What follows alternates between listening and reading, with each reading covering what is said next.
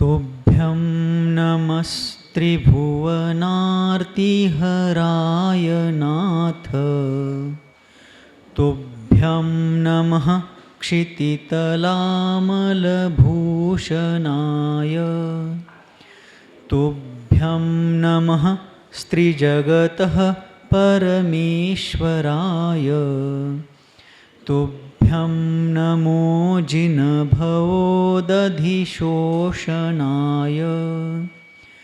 बोलिए पंच परमेष्ठी भगवान की, द्वादशांग जिनवानी माता की, परम पूज्य आचार्य भगवान श्री रविशेन मुनि महाराज की, चारित्र्य चक्रवर्ती मुनिकुल पितामह योगींद्र चूड़ामणि धर्म साम्राज्य नायक 20वीं शताब्दी के प्रथम आचार्य भगवान श्री शांति सागर जी मुनि महाराज की, दीक्षा गुरु शांत मूर्ति वात्सल्य रत्नाकर गुरुवर आचार्य भगवान श्री सन्मति सागर जी मुनि महाराज की, परम पूज्य आचार्य भगवान श्री विद्यासागर जी मुनि महाराज की, परम पूज्य आचार्य भगवान श्री वर्धमान सागर जी मुनि महाराज की, अहिंसा परमो धर्म की।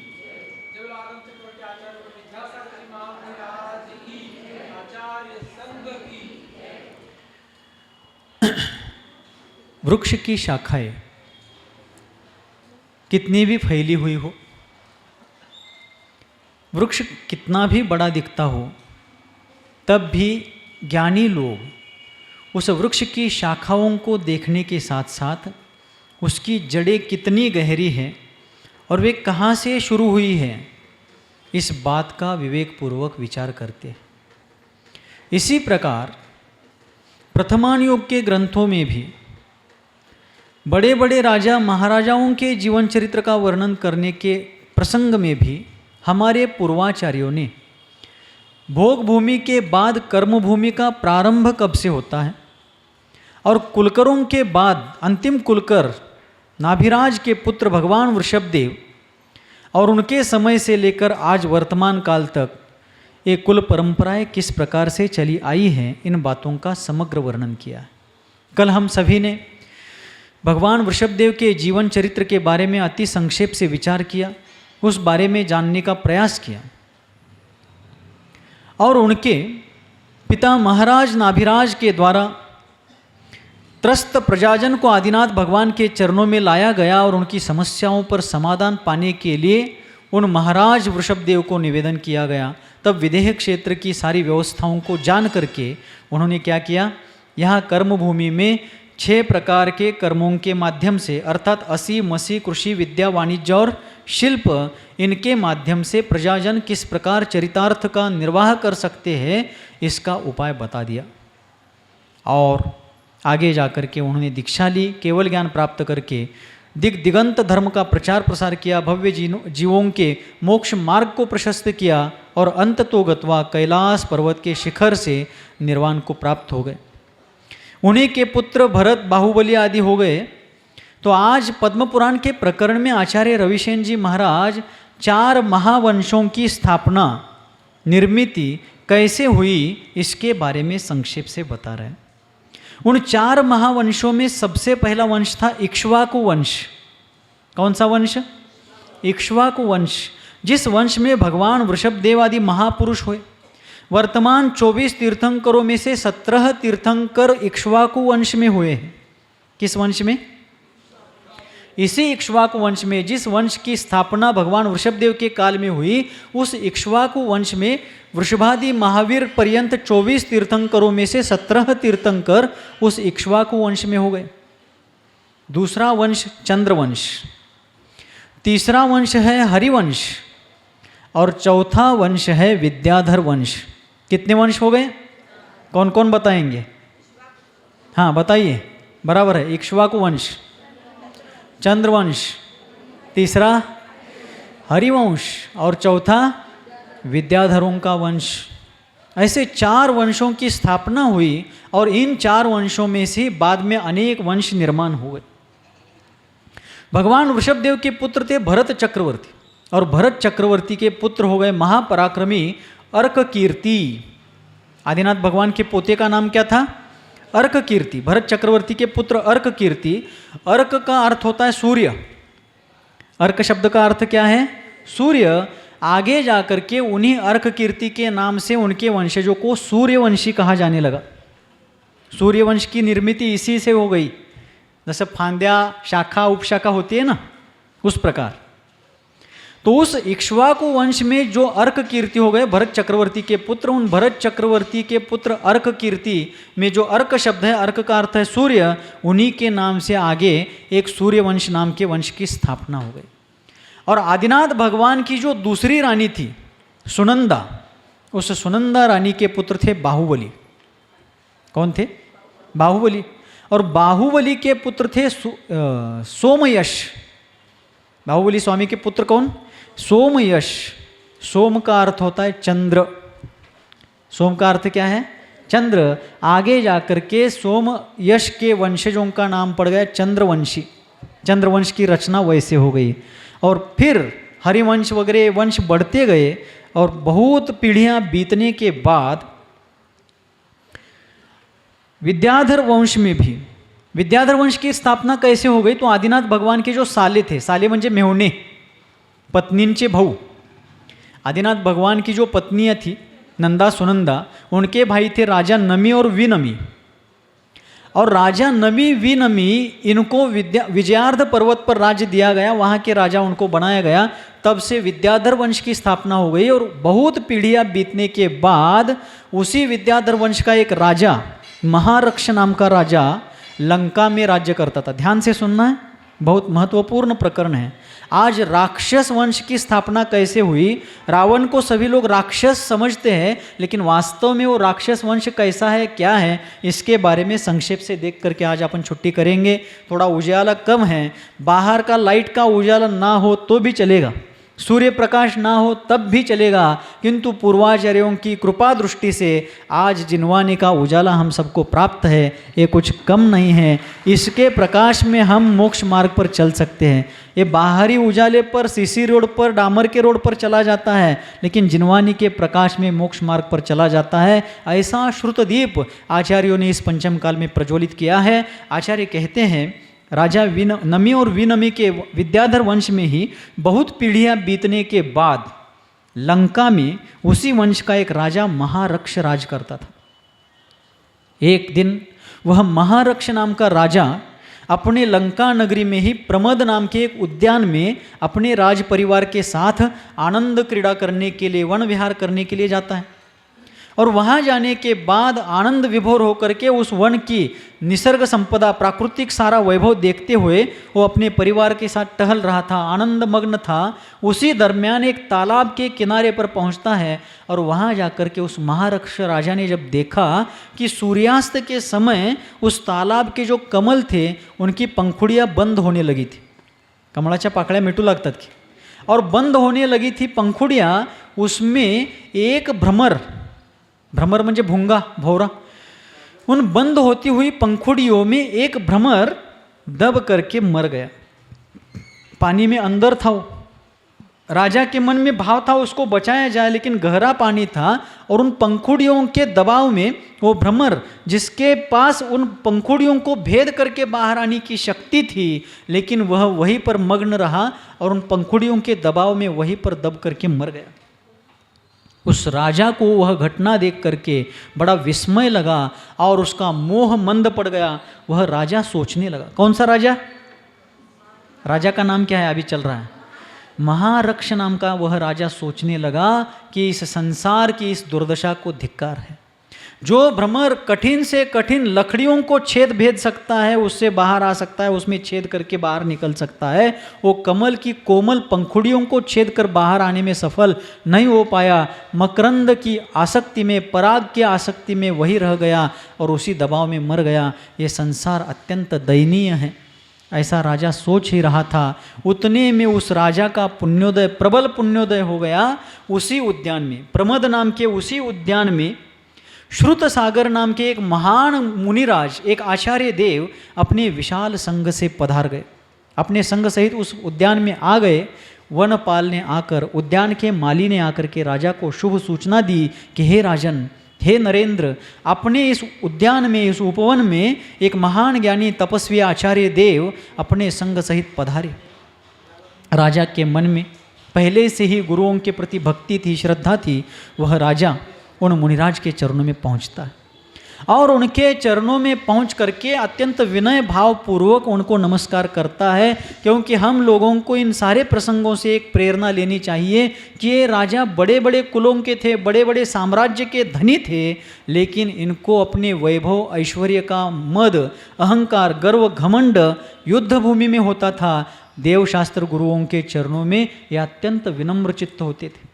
आज सामान्य व्यक्ति भी यदि उसके मान कषाय का तीव्र उदय हो जाए तो सामान्य से सामान्य व्यक्ती भी आकड करके चलता है, ताटून वागतोय. ताटायचं लक्षण कोणाचं आहे सांगा बरं?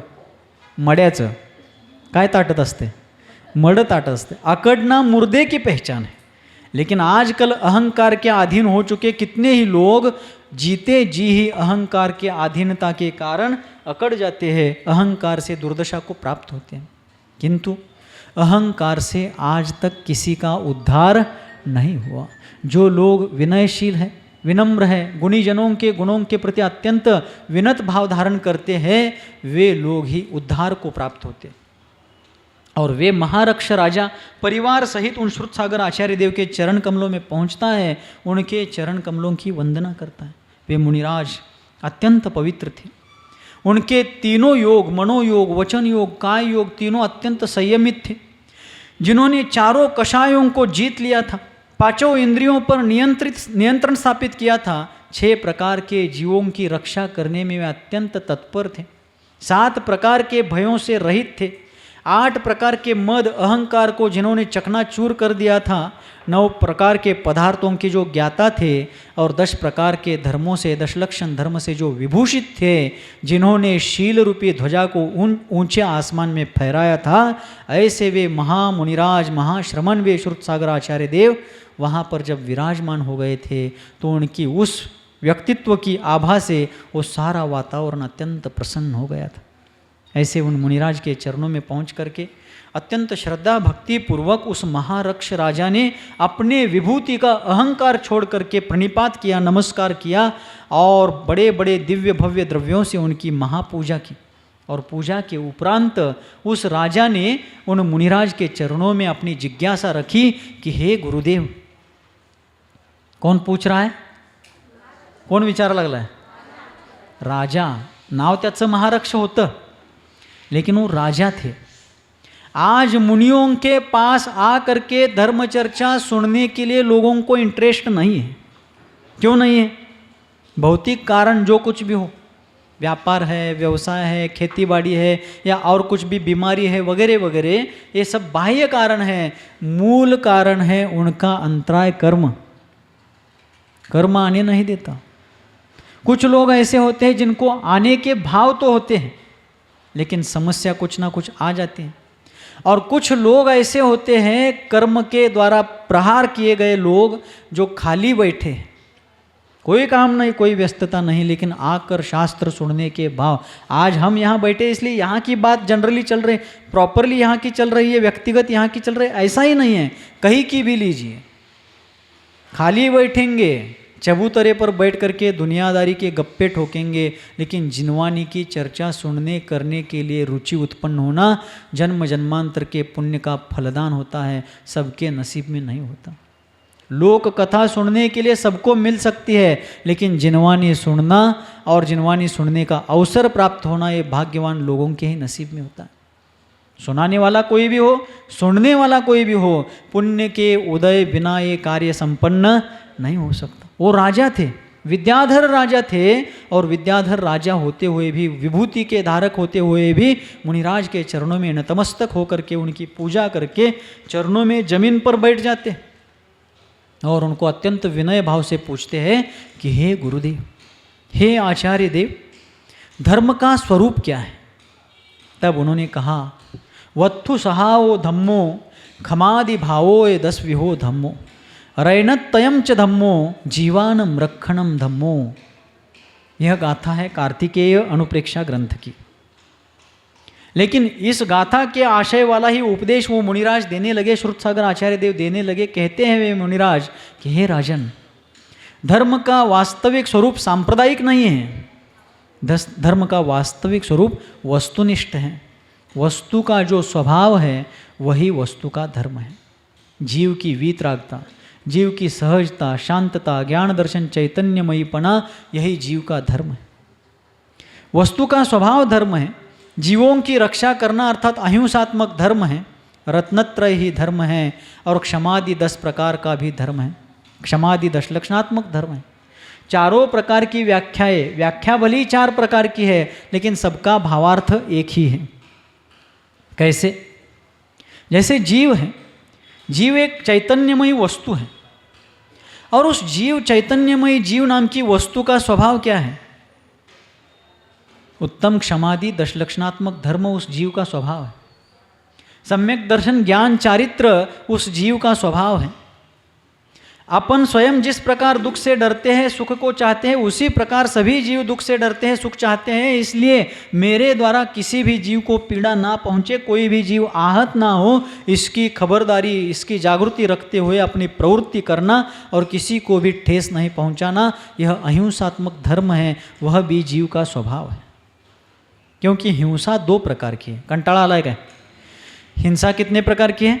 2। कौन से 2 प्रकार की? भाव हिंसा और द्रव्य हिंसा। संसार में सबसे ज़्यादा हिंसा यदि कोई होती हो तो भाव हिंसा है। कौन सी हिंसा है? भाव हिंसा। और भाव हिंसा का मतलब है राग द्वेष कषाय। राग द्वेषादि कषाय भावों को ही भाव हिंसा कहा गया। और सतत राग द्वेष चलते रहते हैं। ये हमारा है, वो पराया है, ये शत्रु है, वो मित्र है, ये इष्ट है, वो अनिष्ट है, इसको तारना है, उसको मारना है, इत्यादि प्रकार के अनेक भाव चलते रहते हैं। किसी पाश्चात्य विचारक ने एक जगह पर कहा है कि युद्ध भूमि में युद्ध बाद में होता है। क्या कहा है? सगळे ऐकायला लागले? उन पाश्चात्य विचारक ने कहा कि युद्ध भूमि में युद्ध बाद में होता है, पहले वो मनोभूमि में संपन्न हो चुका होता है। भावार्थ क्या है? युद्ध भूमि में होने वाले युद्धों की रूपरेखा पहले मन में निर्धारित की जाती है, बाद में उसको प्रैक्टिकली वहाँ पर किया जाता है। कहने का अभिप्राय उनका ये है कि मन में राग द्वेष की उथल पुथल निरंतर चलती रहती है। और ये राग द्वेष कषाय ही भाव हिंसा है। बाहरी द्रव्य हिंसा अल्प मात्रा में, अर्थात भाव हिंसा की तुलना में कम मात्रा में होती है, किंतु भाव हिंसा ही सत्यार्थ अर्थात वास्तविक हिंसा है। और उस भाव हिंसा के कारण, क्रोधादि कषायों के कारण ही यह जीव निरंतर कर्मों का संचय करता हुआ चारों गतियों में भटक रहा है। ये सब वे मुनिराज उस राजा को समझा रहे हैं। और समझाते समझाते आगे वे मुनिराज कहते हैं कि हे राजन, अब तुम्हारी आयु मात्र 8 दिन की बची है। देखिए संयोग कैसा है। जो विद्याधर वंश में उत्पन्न हुआ है, महारक्ष जिसका नाम है, मेघवाहन नाम का राजा जिसका पिता है, उस राजा का पुत्र होते हुए, मेघवाहन राजा का पुत्र होते हुए वह महारक्ष राजा आज तक वैभव ऐश्वर्यपूर्ण राज्य संपदा को भोगता हुआ आया था। आज वन क्रीड़ा करने के लिए उपवन में, जंगल में गया है। उसको पता नहीं था कि आज मुझे मुनियों का दर्शन होगा। उसको कल्पना नहीं थी कि आज ऐसे महान मति श्रुत अवधि मनः परे ज्ञान के धारी मुनिराज के चरणों में बैठ करके मुझे धर्म श्रवण करने का सौभाग्य मिलेगा। क्योंकि दुनिया में बहुत सी चीज़ें हम कल्पना करके बैठते हैं, अपेक्षा रखते हैं, वैसी होती नहीं है। और बहुत बार जिसकी हमें अपेक्षा और कल्पना भी नहीं होती, वो हमें अनायास और सहजता से मिल जाती है। इसलिए अपने मराठी साहित्यकारों ने, जैन कवियों ने बहुत सुंदर कविता लिखी है। शायद कुपवाड़ के बाळ चौगुले जी ने लिखी है। विचित्र जगती कर्म असे मन चिंतिते होत नसे। अब वो पूरी कविता भविष्य में कभी उस प्रसंग में बताऊंगा। उन्होंने लिखा, विचित्र जगती कर्म असे मन चिंतिते होत नसे। इस दुनिया में कर्म बहुत विचित्र है। हम मन में जिस बात का चिंतन करते हैं, जो चाहते हैं, जब चाहते हैं, जैसा चाहते हैं, जितना चाहते हैं, हर समय वैसा उतना नहीं मिलता है। और कभी कभी हमारी चाह नहीं होते हुए भी, हमारी कोई कामना, इच्छा, आकांक्षा नहीं होते हुए भी प्रबल पुण्य के उदय से आपो आप अनायास मिल जाता है। वह राजा भी सहजता से वन क्रीड़ा करने के लिए परिवार सहित गया था, लेकिन उसके पुण्य का प्रबल उदय इतना था कि उनको आज 4 ज्ञान के धारी मुनि महाराज का दर्शन। वर्तमान में हमें साधारण मुनियों का दर्शन दुर्लभ है। फिर भी चारित्र्य चक्रवर्ती महामहिम आचार्य देव शांति सागर जी महाराज की कृपा रही है कि उनके बलिदानों के आधार पर आज भारतीय वसुंधरा पर निर्ग्रंथ दिगंबर मुनियों का विहार अनिर्बंध रूप से हो रहा है। कैसे भी मुनियों, कम ज्ञान वाले, ज़्यादा ज्ञान वाले, कम क्षयोक्षम वाले, ज़्यादा क्षयोक्षम वाले, उग्र तपस्वी, सामान्य तपस्वी, कैसे भी हो, आज जिनका भी दर्शन हो रहा है उनकी अनुकंपा है, उनकी कृपा है। लेकिन उस राजा को 4 ज्ञान के धारी ऐसे तपस्वी मुनि महाराज आचार्य देव का दर्शन और उपदेश सुनने का सौभाग्य मिला। और उपदेश सुनते सुनते उन मुनिराज ने उस राजा को सचेत किया कि राजन जग जाओ, मोह नींद से उठ जाओ, क्योंकि अब तुम्हारी आयु मात्र 8 दिन की बची है। 8 दिन के उपरांत तुम्हारी ये पर्याय रहने वाली नहीं है। तुम मृत्यु के काल के गाल में जाने वाले हो। काल यानी मृत्यु, गाल यानी जबड़ा, मृत्यु के जबड़े में जाने वाले हो। इसलिए अब जागो। एक एडवर्टाइज आता था टीवी पर हमारे बचपन में, जागो ग्राहक जागो। अब आता है कि नहीं पता नहीं, लेकिन उस समय आता था जागो ग्राहक जागो। उन मुनिराज ने कहा कि राजन जग जाओ, मोह की निद्रा छोड़ दो, आत्महित के मार्ग में तत्पर हो जाओ। और उन मुनिराज की भविष्यवाणी सुनकर के राजा के मन में अपार वैराग्य उत्पन्न हुआ, आत्मकल्याण की लालसा निर्माण हुई, अपने संसार भ्रमण को पूर्ण विराम देने का दृढ़ इच्छा शक्ति का भाव निर्माण हुआ।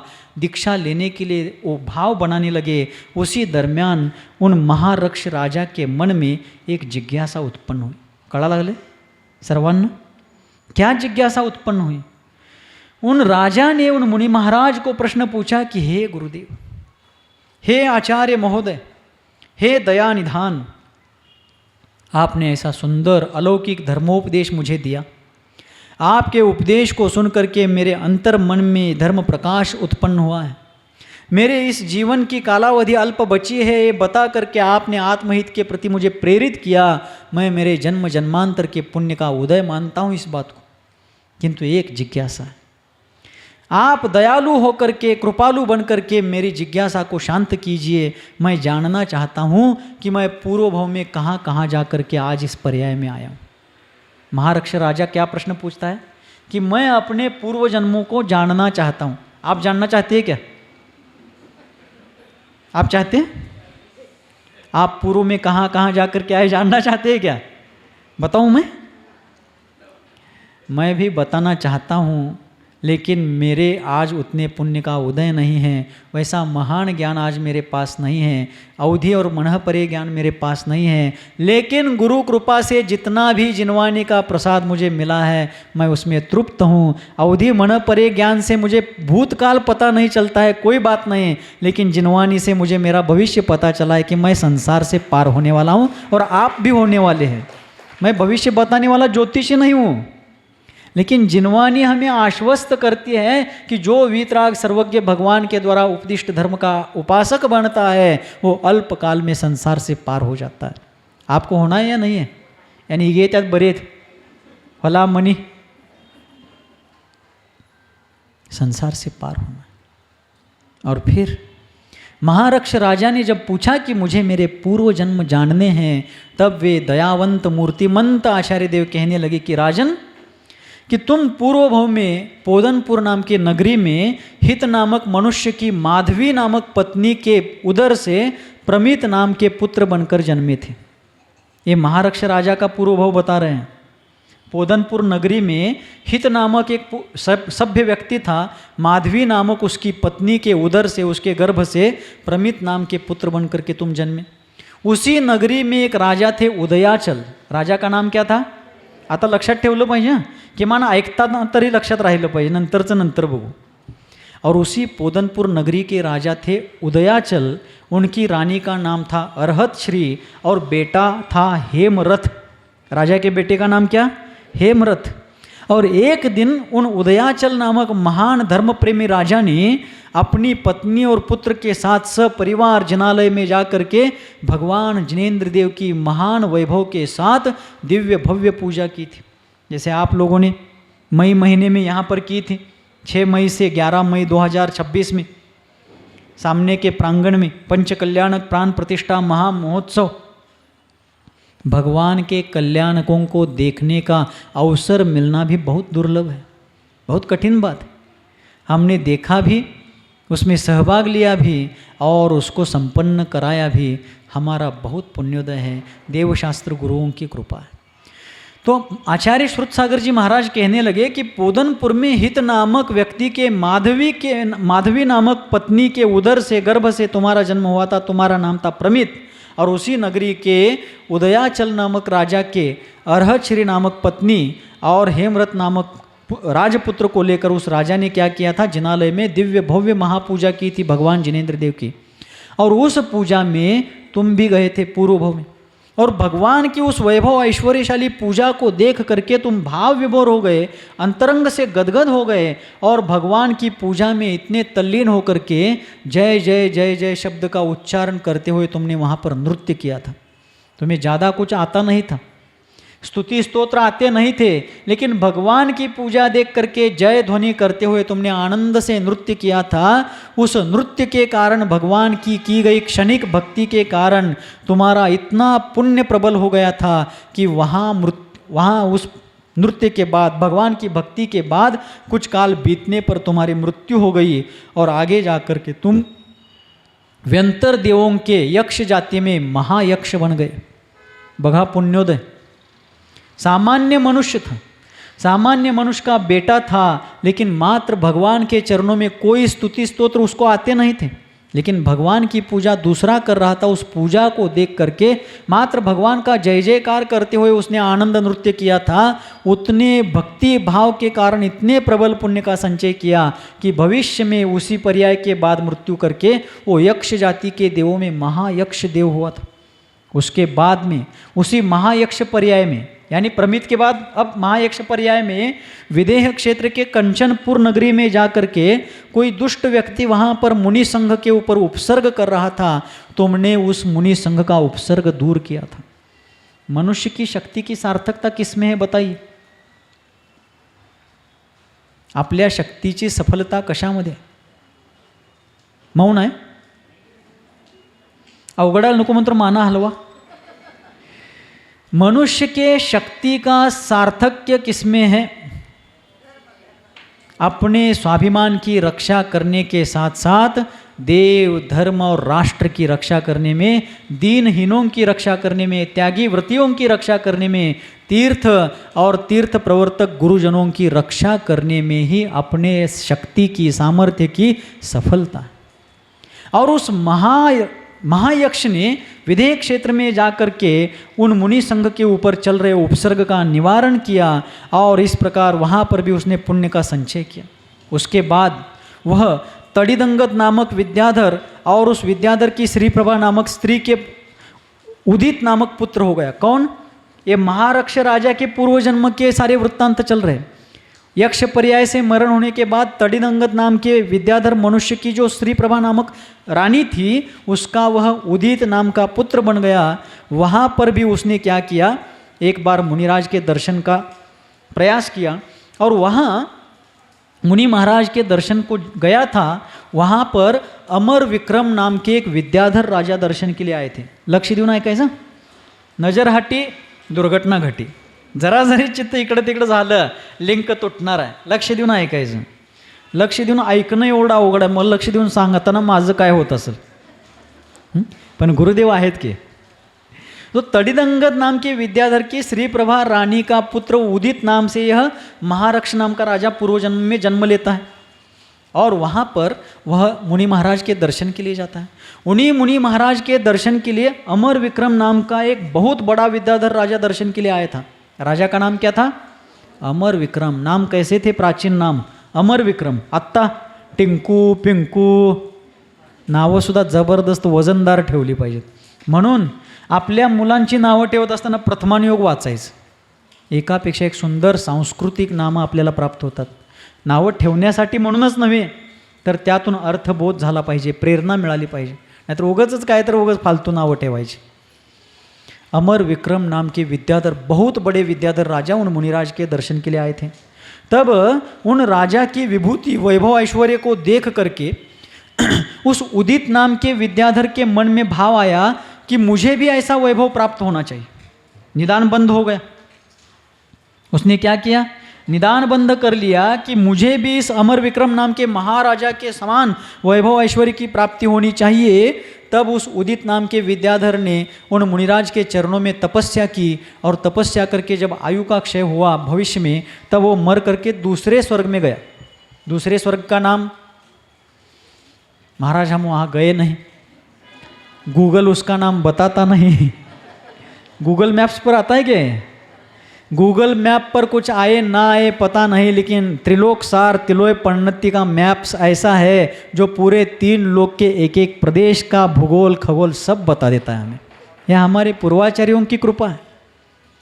इसलिए त्रिलोक सार, तिलोय पन्नति, जम्बूद्वीप पन्नति, लोक विभाग, ऐसे जो विश्व रचना का वर्णन करने वाले ग्रंथ हैं, उनका थोड़ा थोड़ा अध्ययन करना चाहिए। उन सबका सारांश तत्वार्थ सूत्र के 3-4 अध्याय में आने वाला है, अपन उस समय पढ़ेंगे। ठीक है।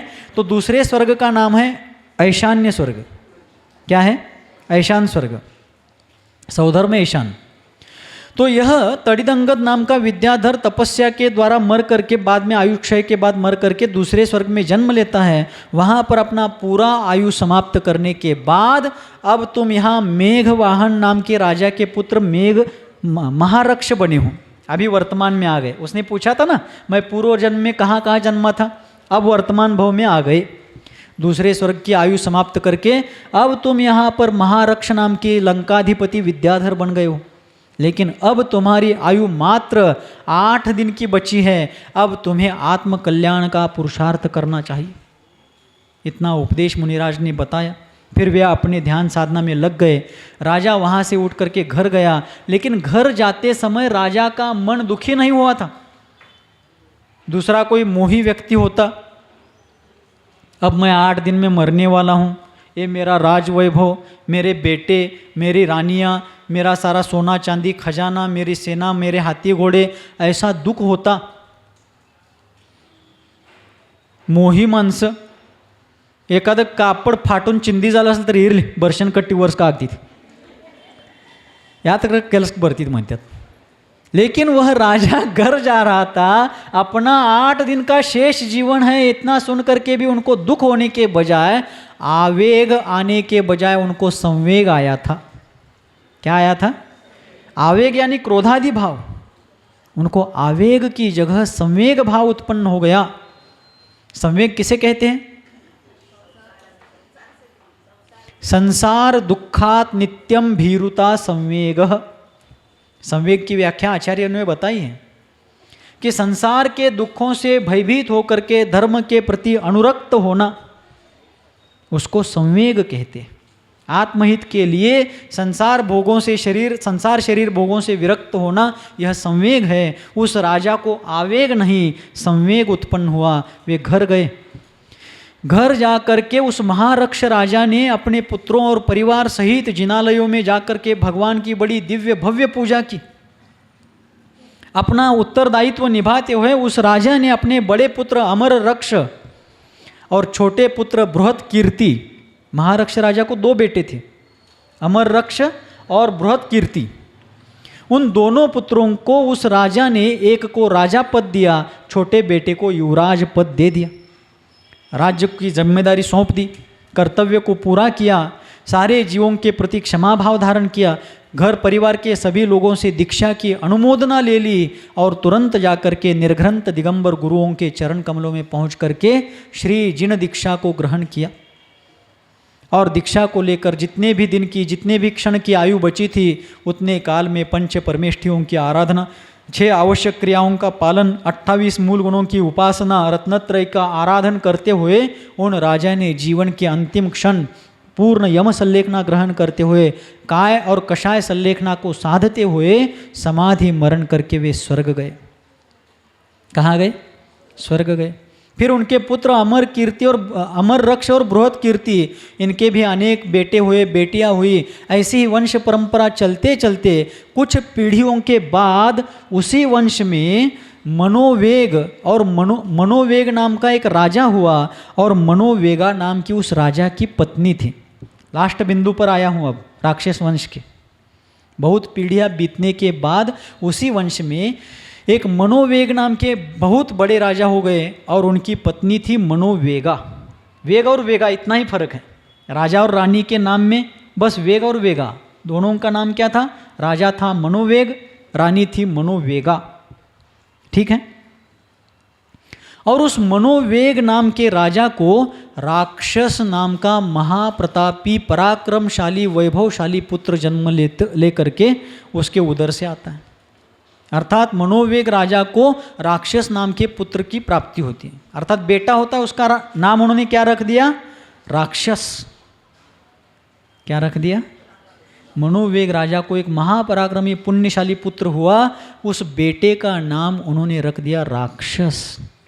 और वह राक्षस नाम का पुत्र भविष्य में बड़ा होकर के इतना पराक्रमी हुआ, इतना वैभव ऐश्वर्यशाली हुआ, अनेक राज्यों को, अनेक विद्याधर नगरियों को उसने जीत करके अपने पराक्रम के बल पर अपने अधीन कर लिया। और उसके पराक्रम, वैभव, ऐश्वर्य, सत्ता, संपदा और उसके प्रभाव के कारण आगे जा कर के उसके वंशजों के वंश का नाम पड़ गया राक्षस वंश। क्या नाम पड़ गया? राक्षस वंश तब से प्रारंभ हुआ। ये सब विद्याधर राजा थे, बहुत सुंदर रूपधारी थे, वैभवशाली थे, पराक्रमी थे, गुणी थे, ज्ञानी थे, विवेकी थे, जिन भक्त थे, धर्मपरायण थे। ये राक्षस यानी अकराल विकराल नहीं थे, डरावने नहीं थे। उस राजा के नाम से उनके वंशजों का नाम पड़ गया राक्षस वंश। अपने यहाँ भी होता है ना, पाटिल अड्डा होता है, पाटिल सरनेम होता है। कौन से पाटिल? तानगोंडा, सुरगोंडा। चौगुले अड्डा होता है तो पासन्नावर होता है, क्वानिन शिवा होता है, शिरगुप्पे में है ऐसे सरनेम। और फिर ऐसे ऐसे उपनाम होते रहते हैं। तो उसी प्रकार उस राजा का जो वास्तव में उनका वंश था विद्याधर वंश, लेकिन उस विद्याधर वंश में इस राक्षस नामक महापराक्रमी राजा के कारण आगे जाकर उन विद्याधर राजाओं के उस वंश का एक शाखा का नाम पड़ गया राक्षस वंश। इसका मतलब उनके सर में सींग थे, जीभ बाहर आती थी, आंखें ऐसी बड़ी बड़ी अकराल विकराल थी। ऐसा कुछ नहीं था। जैसा आपने टीवी पर रामायण में लंका में अशोक वाटिका में घूमने वाले उन राक्षसिनियों को देखा है, वैसा उसका मतलब नहीं है। कड़े क्या? कड़े? राक्षस वंश की निर्मिति इस प्रकार हुई है। लेकिन कुकवियों ने अज्ञानता पूर्वक रावण के वंश को राक्षस वंश कह करके उनको स्वयं को ही राक्षस बना दिया। वंश का नाम राक्षस था इस राजा के नाम से, लेकिन वे लोग ही राक्षस थे, ऐसा फैला दिया। किंतु सत्य ऐसा नहीं है। इस प्रकार राक्षस वंश की आज चर्चा हो गई। इस वंश में भी अनेक पराक्रमी महान राजा हुए। उन्होंने अपने अपने जीवन के अंत काल में अपने अपने अगली पीढ़ी को राज्य सौंप करके, राजभार दे करके स्वयं जिन दीक्षा ली। किन्हीं ने अनुव्रत धारण किए, किन्हीं ने महाव्रत धारण किए, कोई मोक्ष पधारे, कोई स्वर्ग गए, स्वर्ग से मनुष्य पर्याय में आकर फिर मुक्ति को प्राप्त हुए। ऐसे महान राजा इस वंश में होते रहे। इस प्रकार आज अपन सभी ने राक्षस वंश के उत्पत्ति का प्रकरण पद्म पुराण के अंतर्गत देखा। अब कल वानर वंश का नंबर है। अंजनीचा सुता तुला रामाचं वरदान, एक मुखानं बोला व आपण पण जय जय हनुमान म्हणायचंच। आम्ही पण हनुमानाला नमस्कार करतोय, पण कुठल्या? ते शेपूट आलेल्या किंवा माकडासारखं तोंड दाखवलेल्या हनुमानाला नाही। जे स्वतः साक्षात कामदेव होते, तद्भव मोक्षगामी होते, मुक्त झालेले आहेत, त्या हनुमानाला आम्ही नमस्कार करतो। तो ठीक है। कल वानर वंश की उत्पत्ति कैसे हुई, उसमें कैसे प्रतापशाली राजा हुए, उसको देखेंगे। और फिर क्रमशः अपन रामचंद्र जी, लक्ष्मण, दशरथ, कौशल्या, कैकई, भरत, शत्रुघ्न, सीता, हनुमान इस तरफ आगे धीरे धीरे बढ़ेंगे। काय बरं वाटाले का काय तर उगाच रटाळ वाटाले? समजा लागले ना? तुम्ही टाळ्या वाजवा म्हणून म्हणत नाही आहे मी टाळ्याने प्रसन्न होणारा माणूस। मग महाराज कशानं होत आहे सांगा, तो काय विषय नाही आहे, पण भावार्थ हा आहे, तुम्हाला समजलं पाहिजे, रुचि आली पाहिजे। कळा लागले ना सर्वांना? ठीक है। तो अपन अब कल के सत्र में राक्षस वंश की उत्पत्ति जिस प्रकार आज हमने देखी, उसी प्रकार कल के सत्र में वानर वंश की उत्पत्ति कैसे हुई, उसमें कितने पराक्रमी महान पुरुषार्थशाली धर्मात्मा राजा हुए, उस प्रकरण को देखेंगे। अपन भी उनसे प्रेरणा लेकर के धर्मपरायणता बढ़ा करके अपने कल्याण पथ को प्रशस्त करेंगे। इन्हीं मंगल भावों के साथ जिनके हृदय रूपी पद्म सरोवर से विश्वव्यापी वात्सल्य की लोक कल्याणकारिणी धर्मगंगा सर्वजन सुखाय और सर्वजन हिताय इस लोकोत्तर भावना से निरंतर और निर्व्याज रूप से बहती है, जो वर्तमान धर्म तीर्थादिनायक भगवान सन्मतिनाथ के लघुनंदन हैं, जो चारित्र चक्रवर्ती आचार्य भगवान श्री शांति सागर जी महामुनिराज के मूल संघ आचार्य परंपरा के आभूषण स्वरूप है, जिनका जीवन मानवता का मानदंड और उदारता का उदाहरण है, मूलाचार ही जिनका साधन है और समय सार ही जिनका साध्य है, जो धर्मरथ के समर्थ सारथी हैं, संसार समुद्र में डूबने वालों के लिए जो अभेद्य धर्म नौका समान है, अज्ञान मिथ्यात्व के अंधकार में भटकने वालों के लिए जो रत्नत्रय के रत्न दीप है, जिनका जीवन सहजता और सरलता के कारण सुंदरता से भी सुंदर है, ऐसे मेरे जीवन के सर्वे सर्वा भाग्य विधाता सन्मति सागर आचार्य देव के त्रिभुवन सुंदर लोकपूज्य चरण कमलों में यही प्रार्थना करता हूँ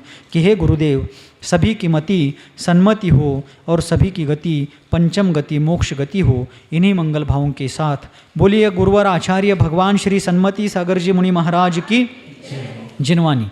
प्रभु देव तुम्हारे